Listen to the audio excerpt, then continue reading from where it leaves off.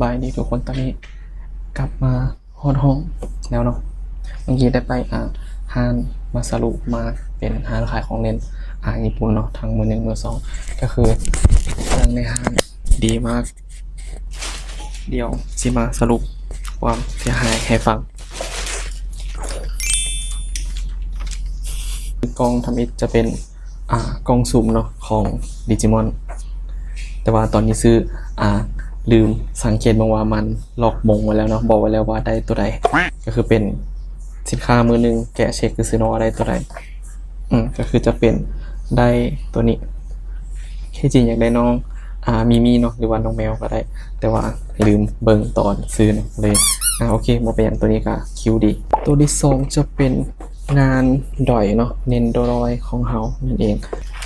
มาเบิ่งตัวที่สามก็ยังคงเป็นดอยคือกันเนาะส่วนหลายซื้อแต่ดอยเพราะว่าราคาดีมากอันนี้ก็400นิดๆคือกันเนาะเป็นสาวน้อยเวทมนต์นาโนฮาเนาะอันนี้จะเป็นมือสองเนาะแต่ว่าตามที่เช็คเบิ่งกะโบมีตำหนิอีกอย่างหลายเนาะพาดอีกอย่างกะอยู่ครบถ้วนเลยมีอยู่2หน้าเนาะลืมเบิ่งคุณโนนากิกะมี2หน้าคือกันเนาะให้เปลี่ยนเป็นประมาณนี้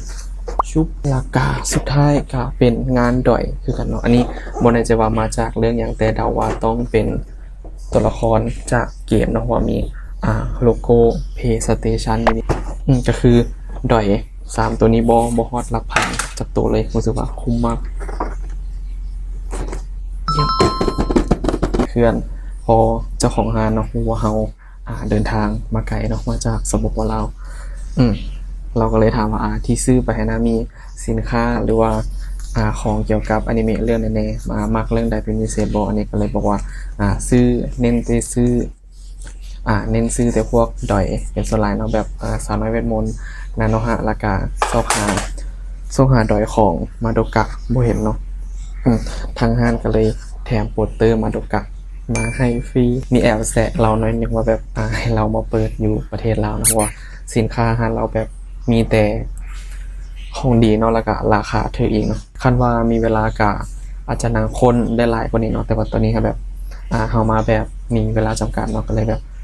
ได้เพียงแต่เท่านี้เป็นคนอีกอย่างก็เกินงบไปนิดๆนะพอตั้งงบไป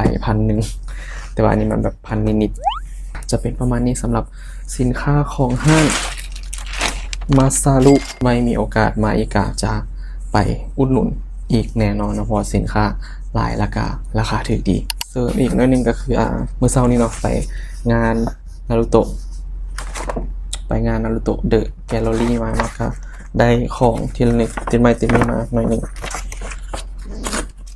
ที่จริงเล็งหนังสือเนาะที่เห็นแบบคนรีวิวหลายๆนะมันเป็นหนังสือรวมภาพของนารูโตะแกลเลอรี่นะราคาประมาณ500นิดๆแหละแต่ว่าไปฮอดงานแล้วบ่เห็นน่าจะหมดตั้งแต่มื้อแรกๆเลยก็เลยเป็นประสบการณ์โอเคถ้าจะจองบัตรหรือว่าไปงานอนิเมะอย่างพวกนี้นะแบบให้ไปแต่ช่วงแรกๆหรือว่ามือต้นๆเนาะของก็จะเหลือหลายกว่านี้แต่ว่าอันนี้เข้าไปแบบมือท้าย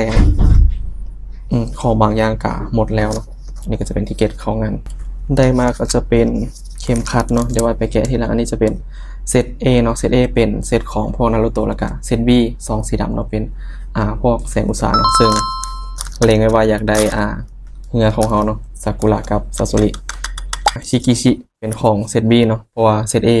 หมดตั้งแต่ช่วงแรกๆเลยนี่ก็ขอให้เป็นซาซุริแล้วก็นี้จะเป็นสติกเกอร์เนาะซีนสำคัญในเรื่องหลังจากจบงานเนาะเราสามารถเอาทิเก็ตอันนี้เนาะแล้วก็เพิ่มเงิน50 บาทเพื่อไปถ่ายโฟโต้บูธเนาะอันนี้ได้มา2ช็อตเพราะว่าช็อตทำอิฐเนาะมันแค่9 วิเองบ่ฮู้ว่ามันจะเวลา9 วิ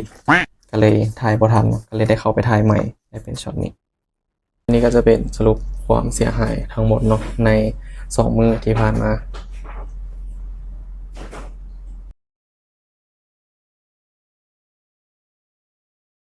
เดี๋ยวไว้กลับไปแกะกันอยู่บ้านอีกเทื่อนึง